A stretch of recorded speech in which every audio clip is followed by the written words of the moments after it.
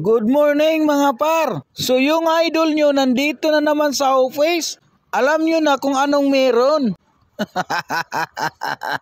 Kasi meron na naman bagong nagsisimula ngayon. Isa naman po itong kasambahay. Napanood lang din ni ma'am yung ating video dito sa ating Facebook page. Grabe talaga. At may nakasama nga tayo dito sa video. Isa naman po itong security guard. Ang background ni sir. Tinanong ko si sir kung ano ang background ng taong nagtiwala sa kanya. Sabi niya lang, ang sabi naman ni sir, isang OFW na kaibigan daw niya, nakilala niya lang sa Facebook. Good news naman kasi nagtiwala kaagad at nagsimula. At kung nakikita mo, meron din tayo nakuna ng video. Nagbi-video din sa kanyang transaction. Imaginein mo, bata pa siya, no? Nagninegosyo na at nagsisimula ng magnegosyo. Tandaan natin, ang pagsisimula sa pagninegosyo, wala naman sa edad yan. Basta umabot ka na ng 18 years old, applicable ka ng kunin ang pangarap mo at simulan mo ng hatawin. Ito nga po si ma'am, isa naman po siyang retired government employee. Ang kagandahan lang, ginagawa niya to as part-time. Imaginein mo, kumuha siya ngayon ng cheque niya. Yung taong nagpasali daw sa kanya o pinagkatiwalaan niya,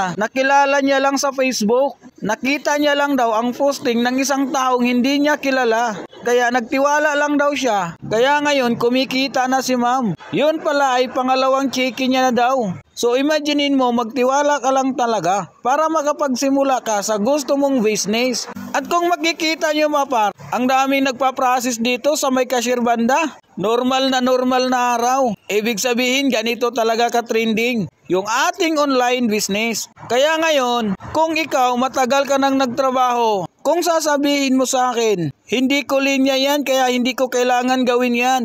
Tandaan mo, ang pagkita ng pira hindi kailangan ng linya-linya. Kung alam mo sa sarili mo, sa trabaho mo ngayon, walang umasinso dyan nakatrabaho mo, diyan ka matatakot. Kasi yung mga ka-workmate mo, nauna na sa'yo ng 10 years, 15 years, 20 years, pag hindi ka magdagdag ng pagkikitaan, yun po ang maging future mo. Yung mga katrabaho mo na mas nauna sa'yo, hindi ka ba nagtataka? Yung mga taong nagkwikwento ng successful story nila sa pagninegosyo, may kanya-kanyang background sila. Ibig sabihin, ang pagkuha ng success mo, hindi po yan linya-linya. Nakadepende po yan kung anong opportunity na meron ka at kung anong opportunity ang pinasok mo. Bukod sa meron tayong bagong business partner ngayon at meron ding nag-repeat order ng mga regular buyer natin mga par. May bumili nga rin sa atin 2 Cola Boost, 2 Max Out at 1 Ultima C. So ipapadala lang natin yan sa Lalamove. Sila po yung mga tao nakabili na po doon sa kabilang Facebook group natin. So it means nag-repeat order lang po sila. Ibig sabihin mga par, nagustuhan nila yung vitamins at Max Out.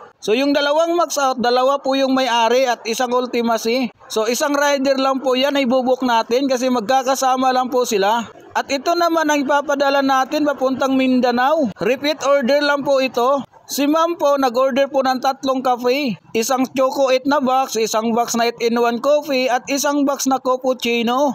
At bumili na rin po si ma'am ng Crypto Organic. Yan po ay para sa kanya at para sa anak niya daw. At siyempre sinamahan na rin ni ma'am ng 1 box na Prime Juice. O diba, napakalupit ng products natin. Thank you for watching.